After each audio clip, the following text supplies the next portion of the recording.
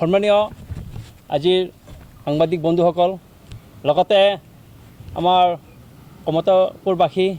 অসমবাসী সকলোকে মই ধন্যবাদ জনাইছোঁ প্ৰণাম জনাইছোঁ আৰু লগতে বৈপ্লৱিক অভিনন্দন জ্ঞাপন কৰিছোঁ। আপোনালোকে নিশ্চয় জানে যে বিগত আপোনালোকে আমাৰ জীৱন সিংহই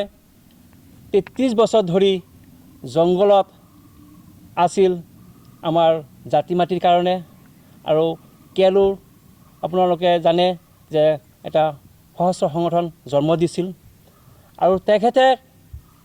2023 চনৰ 17 জানুৱাৰী তাৰিখে ভাৰত চৰকাৰে ভাৰতৰ প্ৰধানমন্ত্ৰী আৰু লগতে গৃহমন্ত্ৰী তেখেতক মাতি পেলাই আনি শান্তি চুক্তি আলোচনা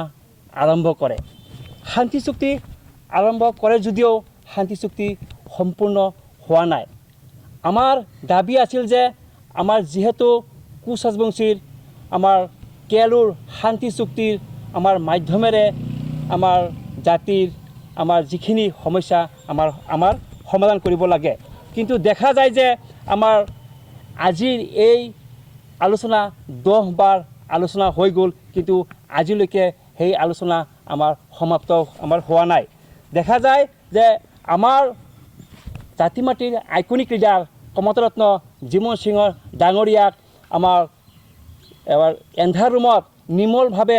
অগণতান্ত্ৰিকভাৱে আমাক হাৰাশাস্তি দিছে, কিন্তু চৰকাৰে আজিলৈকে আমাৰ কেলুৰ সমস্যা সমাধান কৰা নাই। তেখেতক শাৰীৰিকভাৱে তেখেতে অসুস্থ, তেখেতক মানে মাৰিবৰ কাৰণেও এটা ষড়যন্ত্ৰ চলাই আছে, যিহেতু তেখেতে অসুস্থ, তেখেতৰ কোনো ধৰণৰ ট্ৰিটমেণ্ট হোৱা নাই। তো আমি সেইকাৰণে কোচ ৰাজবংশী জাতিয়ে আমি খুব হৈছোঁ, কাৰণ গতিকে আমি এটা কথা স্পষ্টভাৱে অসম চৰকাৰক লগতে কেন্দ্ৰীয় চৰকাৰক জনাই দিব বিচাৰিছোঁ যে অতি পলমে যে আমাৰ কেলুৰ শান্তি চুক্তি যেন হয় আৰু পিছ ৰেকৰ্ড হয়, আৰু এই পিছ ৰেকৰ্ডৰ মাধ্যমেৰে আমাৰ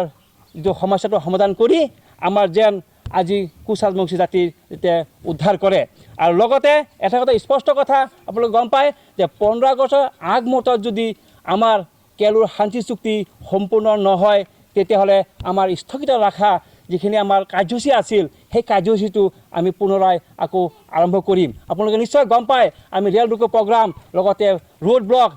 লগতে অৰ্থনৈতিক অৱৰোধ আমি কৰিবৰ কাৰণে বাধ্য হ'ম। গতিকে আমি কেন্দ্ৰীয় চৰকাৰ আজিৰ এই সংবাদমেলৰ জৰিয়তে মই স্পষ্টভাৱে সকীয়াই দিব বিচাৰিছোঁ যে কেলুৰ শান্তি চুক্তি অতি পলমে কৰিব লাগিব, আৰু অন্যথা আমি কোচ ৰাজবংশী জাতিয়ে আমি কেতিয়াও হাজাবুটি আমি বহি নাথাকোঁ। আমি কোচ ৰাজবংশী জাতি আমি খাৰবিনা জাতি নহয়, আমাৰ কোচ জাতিয়ে এতিয়া জাগিছে, আৰু জাতিৰ কাৰণে আৰু কেলুৰ শান্তি চুক্তিৰ কাৰণে আমি যি পন্থা অৱলম্বন কৰিব লাগে সেই পন্থা অৱলম্বন কৰিম, আৰু লগতে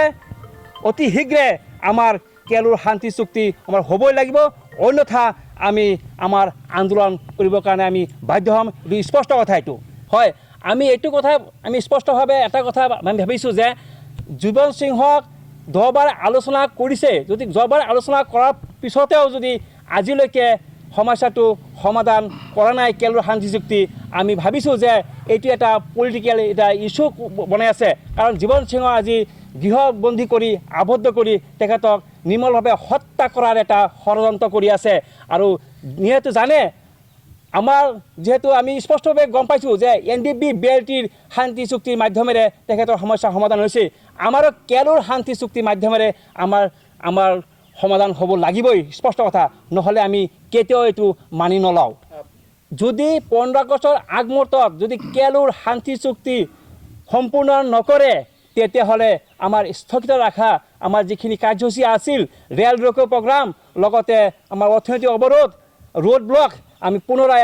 এইটো কাৰ্যসূচী আমি ঘোষণা কৰিম, এইটো স্পষ্ট কথা। এইটো জুৱেলাৰমক মই এটা কথা স্পষ্টভাৱে ক'ব বিচাৰিছোঁ যে জুৱেলাৰমে যিটো মন্তব্য দিছে সেই মন্তব্যক আমি ধিক্কাৰ জনাইছোঁ। সেইটো মন্তব্য আমি কেতিয়াও তেখেতৰ মন্তব্য লৈ কেতিয়াও এইটো কোনো ধৰণৰ আমি চিন্তা কৰা নাই, কাৰণ কিয় আমাৰ স্পষ্ট কথা কোচ ৰাজবংশী জাতিৰ এইখিনি আমাৰ ভূমিপুত্ৰ, আমি খিলঞ্জীয়া হয়, আমাৰ যিখিনি অধিকাৰ, আমি যিখিনি আমাৰ আমাৰ অধিকাৰ আমি সাব্যস্ত কৰিমে সেই যোৱাৰ আমাৰ মন্তব্য লৈ আমি কোনো ধৰণৰ আমি এতিয়াতে মন্তব্য দিব বিচৰা নাই কাৰণ আমাৰ যিটো দাবী আমাৰ যিটো ন্যায্যপ্ৰাপ্ত দাবী সেই দাবী আমি পূৰণ কৰিমে আৰু কৰিব লাগিব যিহেতু আমি আপোনালোকে নিশ্চয় গম পায় আমি বিজেপি চৰকাৰক আমি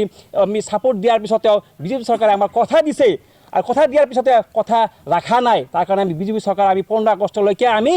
এতিয়া বাট চাই আছোঁ যদি আমাৰ সমস্যা সমাধান নকৰে কেয়াৰুৰ শান্তি চুক্তি সমস্যা সমাধান নকৰে তেতিয়াহ'লে আমি স্পষ্টভাৱে আমি আমাৰ স্থগিত ৰখা আন্দোলন কাৰ্যসূচী আমি পূৰণ কৰিম তেতিয়া কোনো ধৰণে আমি আপোচ নহওঁ এইটো স্পষ্ট কথা হয় নিশ্চয় এইটো আপোনাৰ এইটো খুব এটা সুন্দৰ প্ৰশ্ন কৰিছে এতিয়া এটা কথা আমি জানিব পাৰিছোঁ যে যিহেতু আমাৰ ভালেকেইজন বিধায়ক আমাৰ এতিয়া এবাৰ আমাৰ বিধানসভা ইলেকশ্যনত আমাৰ দেখা যায় যে এতিয়া প্ৰাৰ্থিত্ব লাভ কৰিছে আৰু আমি তেখেতক ৱেলকাম জনাইছোঁ আমাৰ যিখিনি আমাৰ এতিয়া বিধায়ক আছে আৰু বিধায়কৰ দ্বাৰাতে আমাৰ নিশ্চয় এটা আমাৰ আলোচনা চলিছে আৰু এই আলোচনাত আমি নিশ্চয় আমি মিলিত হৈছোঁ আৰু বিধানসভা যদিও আমাৰ তেখেতে এই বিষয়লৈ মাত মাতা নাই যদিও নিশ্চয় আগন্তুক মাত মাতিব বুলি আমি এটা আশাবাদী কাৰণ যিহেতু আমাৰ ছাপোৰ্ট অনুযায়ী তেখেতে আজি এই বিধায়ক হ'ব পাৰিছে আৰু তেখেতে নিশ্চয় জাতিৰ কাৰণে মাত মাতিবই লাগিব এইটো আমাৰ ফালৰ পৰা এইটো তেখেতৰ অনুৰোধ আৰু লগতে তেখেতে মাত মাতিব আমাৰ দৃঢ় বিশ্বাস এইটো